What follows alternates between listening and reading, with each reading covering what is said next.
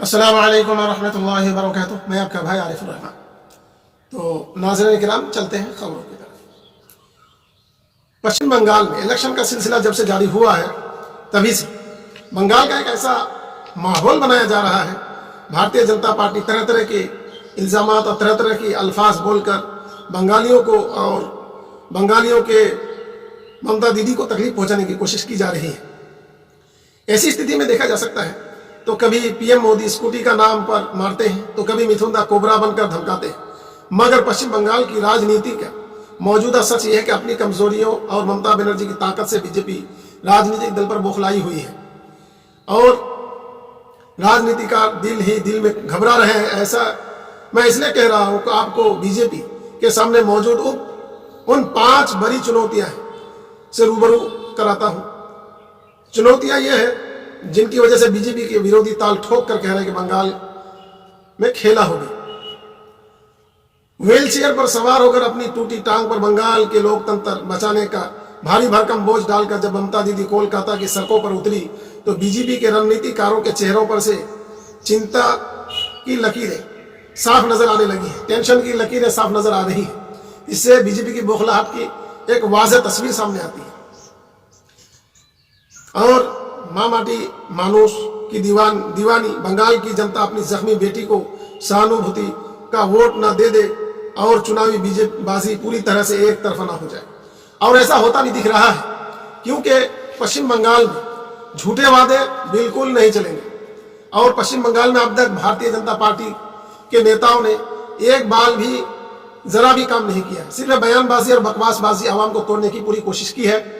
ऐसी स्थिति में देखा जा सकता है कि जबकि Bharatiya Janata party central government में तो सेंट्रल गवर्नमेंट में रहकर बंगाल के इलाकों में और दीगर जगहों में बंगाल के उन्नयन कामों का काम हो सकता था, पर भारतीय जनता पार्टी ने उसको ना पसंद किया और ना किया और ना ही भारतीय जनता पार्टी के लोग कुछ काम करते हैं।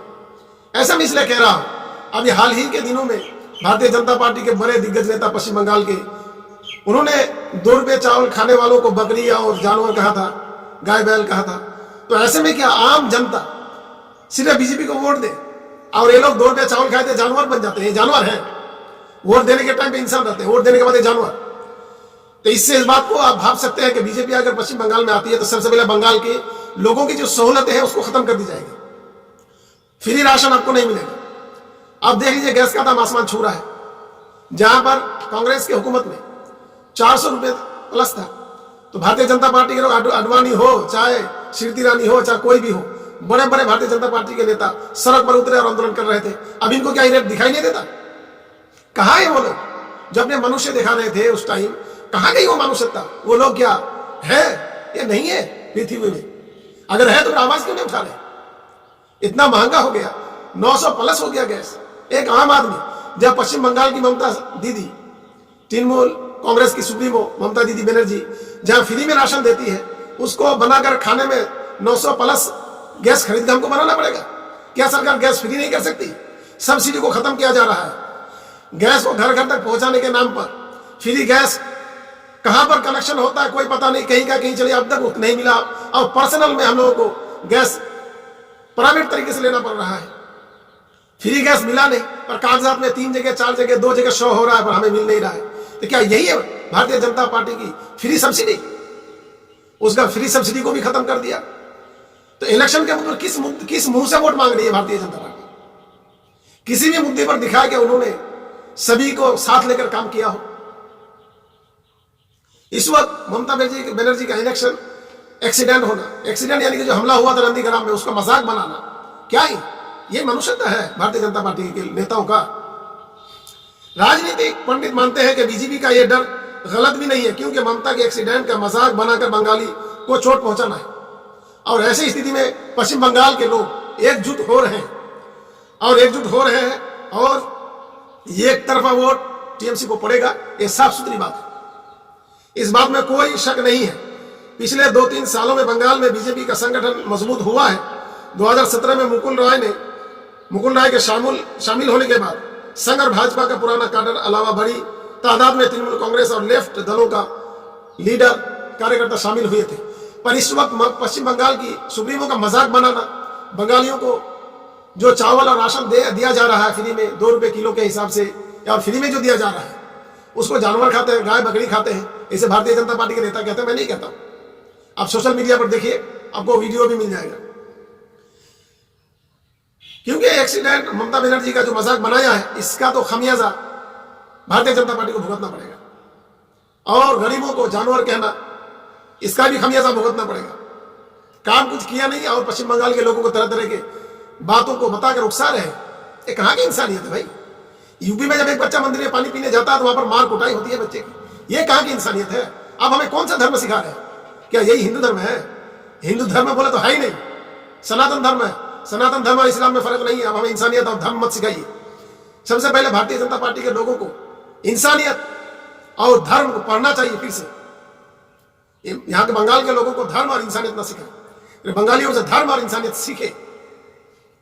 बंगाल विधानसभा की कुल सीटें 294 सीटों में से 167 दक्षिण बंगाल से आती है, यानी कि कुल राज्य का कुल 56.8% वोट शेयर। और ये वो इलाका है जहां बीजेपी की मौजूदगी नहीं के बराबर है। लोकसभा चुनाव में पार्टी का यहां कुछ खास कामयाबी नहीं मिली थी। ऐसे में यक्ष प्रश्न यह है कि दक्षिण का किला फतेह किए बिना आखिरी जीत कैसे हासिल कर पाएगी बीजेपी? बिल्कुल नहीं कर पाएगी। इसलिए भारतीय जनता पार्टी को यह सबक लेना चाहिए कि जातिवाद की राजनीति छोड़ दो और सीधे जमीनी स्तर पर आओ, इंसानियत की बात करो, बेईमानी और झूठ का बौछार करना बंद कर दो। पेट्रोल डीजल के दाम आसमान छू रहे। क्या भारतीय जनता पार्टी के लोग कांग्रेस की हुकूमत में आंदोलन नहीं कर रहे थे? गैस के बढ़ोतरी पर क्या आंदोलन नहीं कर रहे थे? तो अभी कहां गए वो भारतीय जनता पार्टी के नेता? क्यों खामोश है? क्या बंगाल में किसान नहीं है? किसानों की एमएसपी आपने क्यों बेची? किस बात पर बेची आपने? अपने इलाके का सर्वे कराया था? किसान क्या चाहते हैं? बिल्कुल भी नहीं। एक तरफा मनमानी नहीं चलेगी।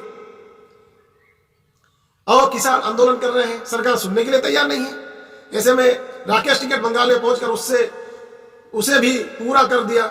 ऐसे में बंगाली भी, जो किसान बंगाली, वो भी आंदोलन में जुड़ रहे हैं, जो ये टीएमसी के लिए बड़ी खुशखबरी है और भारतीय जनता पार्टी के लिए बुरी खबर है। ऐसी चुनौतियां हैं जिससे भारतीय जनता पार्टी का जीतना नामुमकिन है। और इस तरह की गंदी राजनीति बंगाल के लोग पसंद नहीं करते। इससे भारतीय जनता पार्टी को सबक लेना चाहिए। अगर हमारे वीडियोस और चैनल्स आपको अच्छे लगे, वीडियो अच्छे लगते हैं तो शेयर कीजिए, लाइक कीजिए, सब्सक्राइब जरूर कर लीजिए, ताकि आपको फिर दूसरे ऐसे ही अच्छी खबरों के साथ आपसे मुलाकात होगी। अस्सलाम वालेकुम व रहमतुल्लाहि व बरकातहू।